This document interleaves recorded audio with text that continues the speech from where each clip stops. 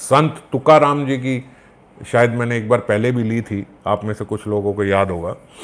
संत तुकाराम जी जो थे वो थे तो कवि, मगर बहुत अच्छे भक्त भी थे। और भजन करते करते करते करते बोलते उनका बड़ा प्रचार बढ़ने लगा अपने आप स्वतः।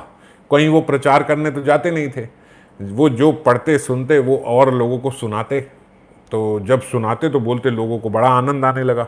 अब भगवत विषय में वो जो बोलने लगे वही बात होती है फिर कृपा से, क्योंकि वो अपनी कीर्ति तो चाहते नहीं थे, वो अपना सम्मान अपनी कीर्ति के लिए तो बोलते नहीं थे, वो तो भगवत नाम में मग्न रहते थे। तो भगवत नाम में मग्न रहते रहते रहते रहते बोलते वो तुकाराम जी जो थे, वो जो लोग आते उनको भगवत विषय में बताते तो कथा होने लगी। उनके बिल्कुल साथ ही एक ब्राह्मण रहते थे जो कथा करते ही थे। जैसे एक होता ही है ना कि ये इनका ये कार्य है कि ये ब्राह्मण कथा करते हैं, तो वो कथा करते ही थे और उनके कथा में बड़ी सारी भीड़ आती थी। अब धीरे धीरे धीरे धीरे क्या होने लगा कि जब तुकाराम जी बोलने लगे तो तुकाराम जी के तो हृदय से निकलता था। एक प्रोफेशनली बोलना और एक हृदय से बोलना वो बड़ी एक अलग बात हो जाती है। एक अपना अनुभव बोलना और एक ऐसे ही बस बोलने के लिए बोलना। तो तुकाराम जी बोलते, जब बोलते तो धीरे धीरे धीरे धीरे वो भीड़ उनके पास तुकाराम जी के पास भी बढ़ने लगी। अब उन ब्राह्मण को बड़ी ईर्ष्या होने लगी।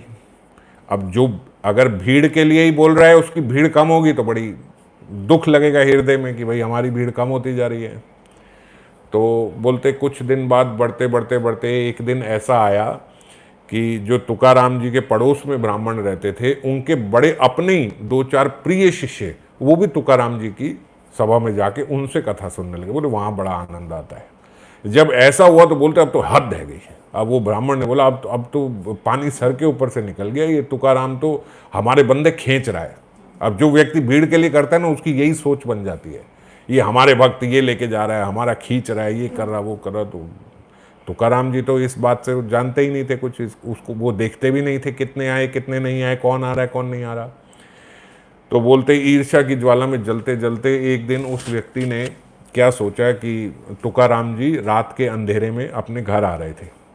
अच्छा, तुकाराम जी का बड़ा आदत थी, वो बोलते भगवान नाम लेते लेते लेते लेते महाराज डोलते डोलते कहीं भी चले जाते थे मस्ती में।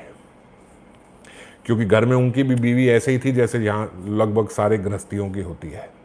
तो वो हर समय बीवी बोलते रहते क्या जब देखो लेके बैठे रहते हो, पोथी लेके बैठे रहते हो, क्या जब देखो नाम जपते रहते हो, और कोई बात नहीं करते, ये नहीं करते वो नहीं करते। तो तुकाराम जी के अपने घर में ही सबके घर में एक अपनी टेस्टिंग मशीन होती है कि आपको क्रोध से पार हुए कि नहीं हुए। तो अपने घर में उनके भी एक टेस्टिंग मशीन थी। वो एक सेल्फ टेस्ट है, आप पहले उससे पार पाओ कि आपको वहाँ क्रोध ना आए। तो जब उससे पार आ गए तो फिर आगे आपके फिर बाहर जगत में बड़ा इजी हो जाएगा आपके लिए रहना। तो एक गृहस्थ के लिए बड़ा इजी है बाहर किसी पे क्रोध ना करना। अगर वो ठीक से देखे तो बड़ा इजी है। वो कहाँ कंट्रोल करे कि घर पे क्रोध नहीं करना। आप वहाँ संभल गए तो फिर बाहर भी थोड़ा इजी हो जाएगा। तो तुकाराम जी भी इसलिए नाम लेते लेते मारे कभी यहाँ चले गए कभी वहाँ चले गए, इधर उधर डोलते थे। तो एक दिन बोलते रात के अंधेरे में आ रहे थे। अब उनका जो पड़ोसी ब्राह्मण थे उन्हें पता लगा ये ऐसे ऐसे आ रहे हैं। बोले वो तो जल ही रहे थे द्वेष से। तो उन्होंने बोलते एक बड़ी कांटे वाली झाड़ी उठाई, मोटा डंडा लिया कांटे वाला, और वो लेके तुकाराम जी के पास गए और रास्ते में ही मारना शुरू, और बहुत तेज मारा, ये करके बोलते पूरा तुकाराम जी को छन्नी कर दिया। और कच्ची झाड़ी ऐसे कांटे वाली, तो जब मारी तो कहीं कांटे तो बोलते तुकाराम जी के शरीर में ही घुस गए और वहीं लगे रह गए। अब तुकाराम जी बेचारे वहीं दर्द के मारे बेहोश हो गए और वो ब्राह्मण अपने घर आ गया। अब जब ब्राह्मण अपने घर में आए तो अब था तो ब्राह्मण ही रोज कथा करता था, तो बोलते उसके भी मन में थोड़ा तो आया कि यार मैंने द्वेष में ये क्या कर दिया, मैंने इतना मार दिया। और उसने बेचारे ने अपने प्रोटेस्ट में एक बार हाथ भी नहीं उठाया मेरे पे, कोई बचने की कोशिश भी नहीं करी, मैं मारता गया वो पिटता गया। थोड़े उसके मन में विषाद तो हुआ कि ये मैंने आज क्या कर दिया। मैंने अपने, क्योंकि ऐसा ही होता है ना क्रोध की ज्वाला में और ईर्ष्या में, और उसमें जब व्यक्ति जलता है तो वो क्या कार्य नहीं कर देता।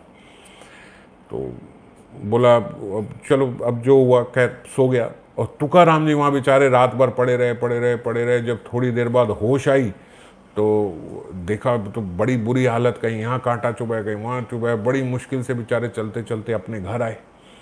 अपने घर आए तो भी रात भर यही सोचते रहे कि मेरे से ऐसा क्या अपराध बना। वो ये तो समझ गए थे ये मेरे पड़ोसी ने मारा है, तो पूरी रात सोचते रहे कि मुझसे ऐसा क्या अपराध बना, ऐसी क्या गलती हुई मुझसे कि इसने मेरे को इतना मारने पे ये विवश हो गया।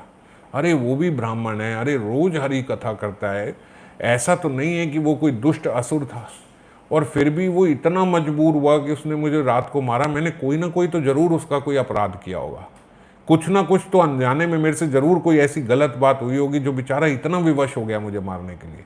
अब रात को वो बोलते जो कांटेली झाड़ी का जो मारा हुआ था वो दर्द तो उनको भूल गया, उससे ज्यादा दर्द जो असहनीय उनके लिए था वो ये था कि मैंने ऐसा किया क्या। वो बार बार उनके मन में वही बात घूमती जाए, मैंने ऐसा क्या करा, मैंने ऐसी क्या पीड़ा दी उसे जो इतना विवश। अब कोई आपको मार रहा है, इतना मार के जा रहा है, तो बेवजह तो नहीं मारा होगा, कुछ ना कुछ तो पीड़ा मेरे द्वारा दी गई होगी उसको। तो ऐसी क्या पीड़ा मैंने उसे दे दी, मैंने उसका ऐसा क्या बिगाड़ दिया। अब बड़ा सोचे मैंने क्या किया क्या किया क्या। अब रात को ऐसा ही होता है, आप कभी भी देखो, अगर रात के समय कोई बात दिमाग में घुस जाए तो जब तक सूर्य उदय ना हो जाए तब तक वो बात निकलती नहीं, वो बात घूमती घूमती घूमती है, पूरी रात आदमी बेचैन होता है, सो नहीं पाता। वो बोलते उनको उसका कुछ नहीं, जो लग गई वग गई वो दर्द तो उनके चली गई, वो तो क्योंकि मानसिक रोग शरीर के रोग से बहुत बुरा है और बहुत बड़ा है। तो वो बोलते वो मानसिक रोग उन्हें खाने लगा कि मेरे से ऐसा क्या अपराध हुआ, क्या हुआ क्या हुआ क्या हुआ। पूरी रात चली गई किसी तरीके से। बोलते जैसे ही सूर्य उदय हुआ महाराज, वो अपना फटाफट से उसके ब्राह्मण के पास पहुंच गए, और जैसे ही ब्राह्मण ने द्वार खोला तो एकदम उसके चरणों में गिर गए तुकाराम जी। वो तो पहले ही, उस ब्राह्मण को भी पहले ही थोड़ी ग्लानि हो रही थी कि मैंने ऐसा किया। उसने उसको देखा, अब पहले तो भयभीत हुआ कि भैया सुबह उठते आ गया मारने, कल इसने मारा नहीं था आज मारेगा। अब जैसे ही खोला देखा ये मेरे चरणों में गिर गया और रो रहा है जोर जोर से, और एक ही बात पूछ रहा है कि हे ब्राह्मण देवता, मुझे ये तो बताओ कि आपने जो मुझे इतना मारा, मुझसे गलती क्या हुई। अगर आप ठीक समझो तो मुझे बताओ, मैं जानता हूं मेरा स्वभाव बहुत खराब है। आपने बताया भी नहीं, और बिना बताए शायद मुझे इसीलिए मारा क्योंकि आपको भय था कि अगर आप मुझे बता दोगे तो कहीं मैं आप पे प्रहार ना कर दूं, कहीं मैं और उल्टा ना बोलूं, क्योंकि मेरा स्वभाव अपनी कमी सुनने का है नहीं। मगर ये तो मैं पक्का जानता हूं कि मैंने आपको बहुत पीड़ा पहुंचाई होगी। तो अगर आप ठीक समझो तो मुझे प्लीज़ बताओ कि मैंने क्या गलती करी, क्योंकि आप नहीं बताओगे तो वो मुझसे दोबारा होगी। मैं जानता ही नहीं मुझसे क्या गलती हो रही है, जानता होता तो रोक लेता, अब नहीं जानता, दोबारा मैं वही गलती करूंगा, आपके प्रति दोबारा अपराध करूंगा। तो आप प्लीज़ कृपा करके मुझसे वो अपराध ना हो, मुझे बताओ मुझसे क्या गलती हुई। जैसे ही ब्राह्मण देवता ने वो सुना, बोलते अश्रु बहने लगे उस ब्राह्मण के भी। उसने ऊपर बिठाया, बताया कि मेरे भीतर ईर्ष्या और द्वेष आ गया था, आपसे तो कोई गलती नहीं बनी, आप तो बहुत अच्छे से भजन कर रहे, सब कर रहे थे, आप मुझे माफ़ कर दो। आज मैं जान गया कि मेरे शिष्य भी क्यों, मेरे प्रिय शिष्य भी उठ के आपके पास चले गए। आज मैं जान गया कि क्यों यहाँ के भक्त भी ना आके वो आपके पास जाते जा रहे हैं, आपके पास भीड़ बनती जा रही है। बोले आज के बाद मैं कभी कथा नहीं करूँगा, अब मैं भी उस भीड़ में आपके पास वहीं पे आके आपकी कथा सुना करूँगा। आपने जो कथा बोली है वो कथा आपने समझी है, वो आपके आचरण में है, आपके हृदय से निकलती है। मेरी जो कथा है मैं तो केवल मुंह से बोलता रहा, मैंने समझी नहीं कभी, मैंने समझा ही नहीं कि जीव का स्वभाव कैसा होना चाहिए।